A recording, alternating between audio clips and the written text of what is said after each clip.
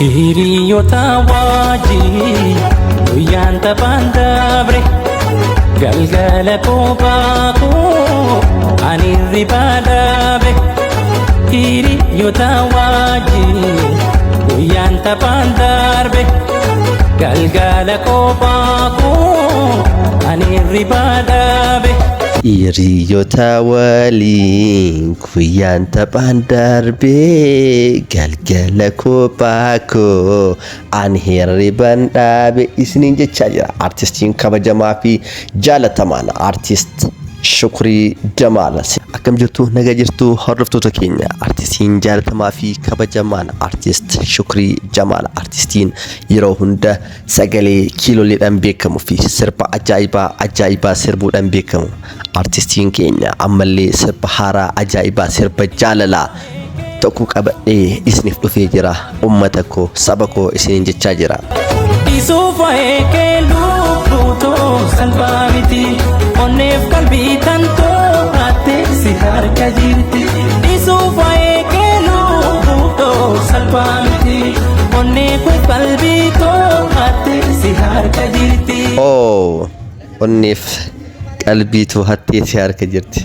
Shukrii dhugaa kunimmaa sirbaa miti boombiidha. Inni hedduun sirba kana yoom gadhiifamaa fi akkamitti gadhiifama kan jedhu hawwii guddaadhaan eegaa akka jiran ni beekama. Sirba kana wanti biraa wanti adda isa godhu sirba kanarratti moodeela ta'ee kan dalage tiktokara beekamaa fi kabajamaa jaalatamaa zannaacii Oromoo kan ta'e Ibsi Shaagoo jaarsa maakii yoo ta'u maal abboo Shaarukii fakkaadhaa mi wayita akka dhaabadhuun jettee ante gaalli kiyya sun baraha keessa na jalaa baddee soqaansaa guyyaan so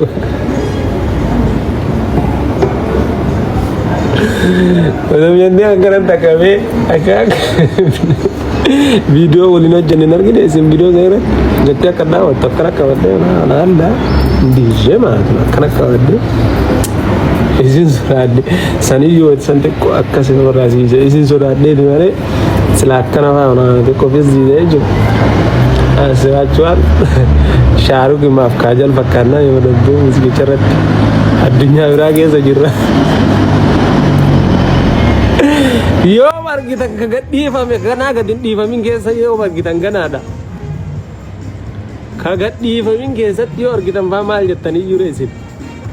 Biraaka sagalee kiilolee Shukrii Jamaal irratti dabalamee wanti sirbi kun akka hawwiidhaan eegamu godhe keessaa tokko Ibsi Shaagoo yookaan immoo jaarsa maakiitii namoonni hedduun yoom gadhiifama akkamitti gadhiifama jechuudhaan keessallee nu gaafachaa jirtanuu sirbichi kan gadhiifamu guyyaa jimaataa yookaan immoo guyyaa lama booda yoo ta'u chaanaalii yookaan immoo yuutuubni sirbichi irratti gadhiifamu chaanaala Shukrii Jamaal osoo hin taane chaanaalii maakii fi Ibsi Shaagoo chaanaala sabskraayibii 73,000 ol qabu kan irratti kan gadhiifamu yoo ta'u namoonni hanga ammaatiin dhaga'een chaanaala isaanii kan yookaan immoo chaanaala maakii Orotii fi Ibsi Shaagoo kana sabskraayib gochuudhaan hanga sirbichi gadhiifamutti 100,000 geettanii akka eedan shakkii hin qabnu hordoftoota keenya.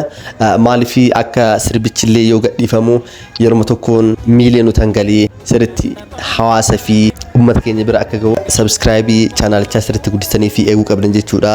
Maaliif artistiin tokko sirba tokko baasuuf dhamaatii hedduu keessa darbeeti bu'aa bayii hedduutti argee itti dhamee yeroo isaatii fi maallaqa isaatis aarsaa itti godheeti jechuudha. Sirba tokko kan immoo qeenxee tokko yoo isin biraan ga'u kanaaf namoonni hunduu artistii gameessa kana bira dhaabachuudhaaf yeroo sirbichi gadhiifamullee ta'ee hanga sirbichi gadhiifamuuf chaanaalii sirbichi irratti gadhiifamu sabskraayib gootanii hawwiidhaan akka eedan gamanumaan isinitti dhaamannaa. Wanti biraa immoo namoonni chaanaala kanaafis haaraa taatan yoo jiraattan like subscribe gochuudhaan maatii taatanii osoo hin kafalin wantoota bashannansiisoo barsiisoo fi oduulee waqtawaa ta'an haala salphaa ta'een argachuu ni dandeessanii. Kanaafuu maatii nuuf ta'a isiniin jenna.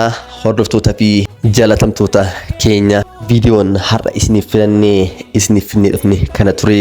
Hanga viidiyoo birootiin walitti deebinutti nagaan nu tura. Bye.